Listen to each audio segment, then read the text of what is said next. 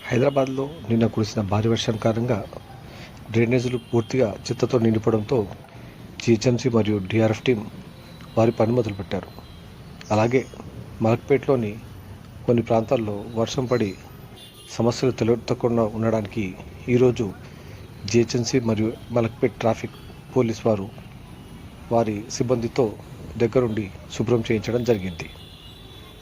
ప్రజలు అప్రమత్తంగా ఉండాలనేసి వారు కోరడం జరిగింది.